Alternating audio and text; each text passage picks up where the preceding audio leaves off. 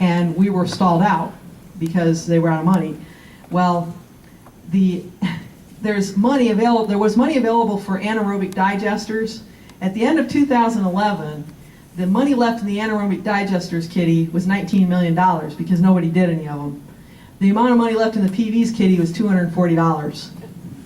Okay, so the Public Service Commission just this last week said, okay, we're going to give the anaerobic digester money to the solar people. All right, so that's going to clear up their backlog, which will be great.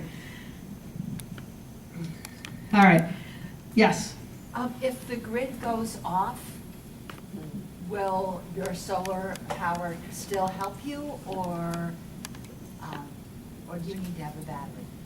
So she's asking, what if the utility power goes down? With a pure grid tie, if the utility power goes down, your solar thing goes down. Right. And the reason is that you cannot be backfeeding the grid when somebody's out there trying to work on it. However, you can, if you're worried about power outage, you can get a system that can do net metering and have a battery bank on standby in case of power outage.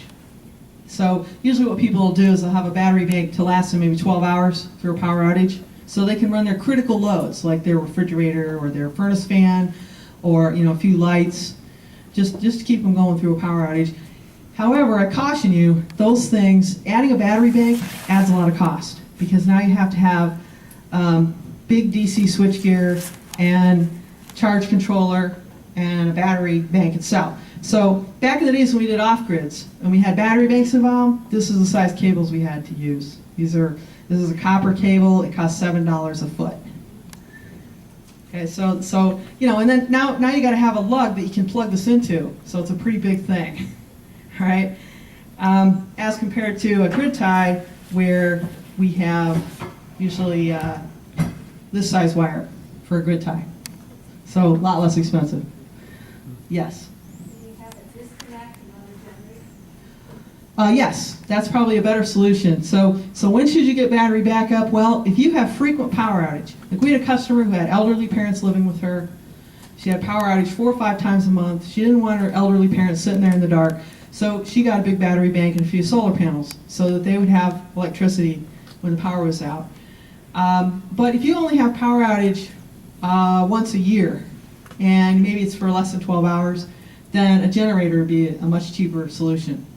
Once the utility power goes down, the inverter shuts off, the generator can be turned on and feed the load without interfering with the inverter. The inverter knows that the generator is not the grid, so it'll stay off. So that's the cheaper way to go for backup power. And then, if you only have backup power once every 10 years, don't worry about it. Go out to dinner that day. I was sitting with a customer and talking about he wanted to have his whole house on a big battery backup. So I sat down with him and I said, well, when was the last time you had power outage? And he started scratching his head. I don't know. I said, well, how about we do a pure grid tie instead? And when the power goes down, go out to dinner. So he agreed. He said, oh yeah, okay, yeah, that's good. It's cheaper too. All right. So let me tell you about a really cool thing here about the prepaid lease. I'm going to do this for myself. Even though I already got solar panels, I'm going to take them down. I'm going to put up sun power so I can have more watts, and here's why. I figured out I could fit about 4.8 kilowatts, 5 kilowatts up there on my roof with sun powers. Right now I only got 2.5. So I can fit more up there with the sun powers. And so I turned the crank on their little lease tool to see what that would cost, and for a prepaid lease. Well, dig this.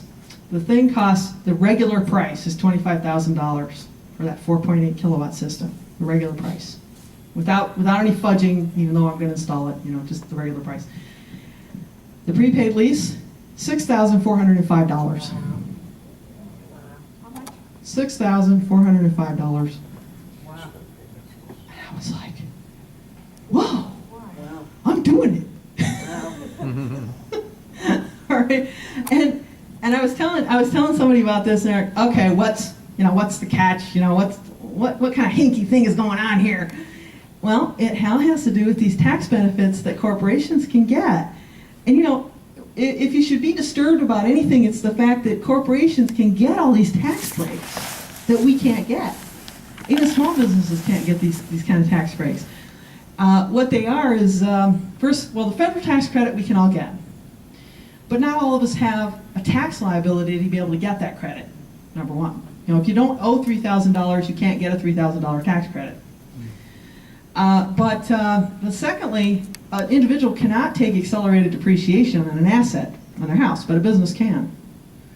Well, a business can, there's another kind of a depreciation that a business can take. It's called a bonus depreciation.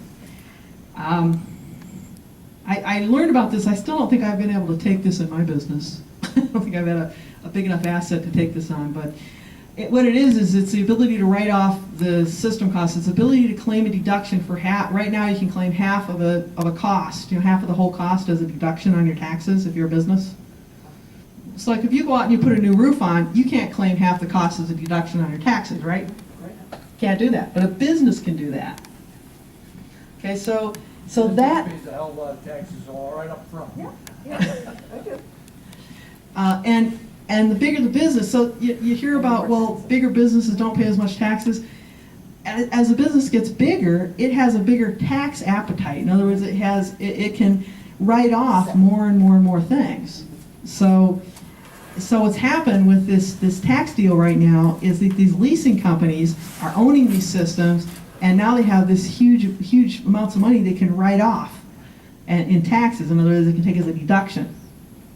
So now most corporations, when they did that, they wouldn't pass that savings on to the customer. They would pocket the profits, like the oil companies. They would pocket their $10 billion and take the subsidies from the government and laugh their heads off, right? But SunPower is passing that savings on to the customer, which is pretty cool.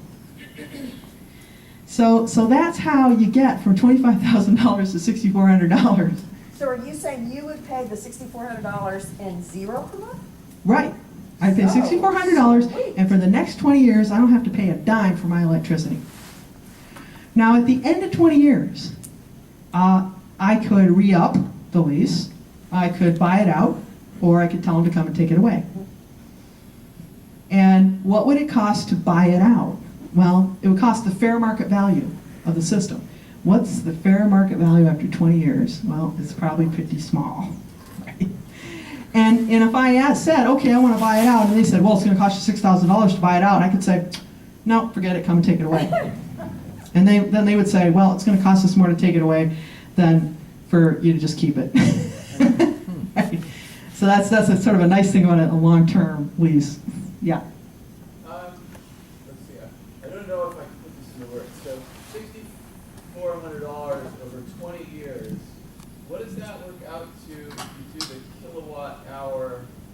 Like, so if you're paying 18 cents a kilowatt hour as NYSEG, and now you're the utility. What? That works out. That probably works out to 6 or 7 cents a kilowatt hour. Wow.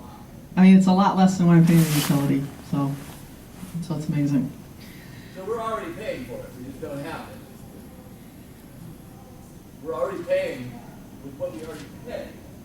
Oh, right. So in other words, getting solar electricity is now cheaper than having utility power. It's not only is it if you pay a lease payment, I can set up your lease payment. If you want to do a payment, I can set it up so what you're paying per month is less than what you would have paid the utility for that same electricity, which is pretty sweet. And if you do the prepaid, then you're paying it all up front and you don't have to pay anything for the next 20 years. Yeah. How long do these systems typically last? What's the lifespan of them?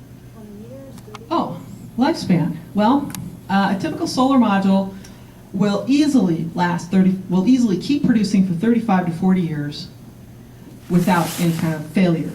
Now, the power output gradually goes down. I mean, it's about half of a percent per year that the output of the thing goes down over time, and it goes down. Well, for a crystalline module, it goes down linearly. Okay, so they have power warranties on them, all the modules that say 25 years from now, the thing will still be producing 80% of its beginning of life power. Okay, so that's their warranty, their power warranty. Which means that 40 years from now, they'll still be producing 65 to 70% of their beginning of life power. And, I and so can 20 years is not the personally end. testify to the age of these things and how they last. I have panels that are 32 years old, they still work, and they're putting out 95% of what they did when they were new. Well, All right. And So that's Dave Austin it's an back there, he's one of my fellow abusive installers, yeah. 95% of what they were, of their beginning of life power when they're 35 years old? Not quite that old, about 33 years. 33 years old. I have ones on my roof that I put up in 94. I can't tell the difference. I mean, I'd have to do a measurement to really tell if they're producing less. So I can't tell in my bill. Yeah. That co-op, for how many kilowatt, the $6,500 co-op, how many kilowatt? That was for 4.8. 4.8. All right, so let me get on to a couple other things here, which, no, I think I'm fine, which I promised to talk about, which was electricity farming. Okay, so, let's see. Okay, I think I already said all these caveats here about the leasing. It's only residential, gotta have a FICO score of 700 or better, and I did all the other stuff. Okay, yes? oh, just one more question. Is there a cost for the power company to install the special two-way meters? So he's asking, does it cost something for the utility to put on the net metering meter? And the answer is no. The PSC has told them they may not charge for that kind of stuff, for residential. Now, when I go to install my 5 megawatt thing, that's going to cost me something for interconnection. I'm going to have to pay the utility something for that. But for residential, no.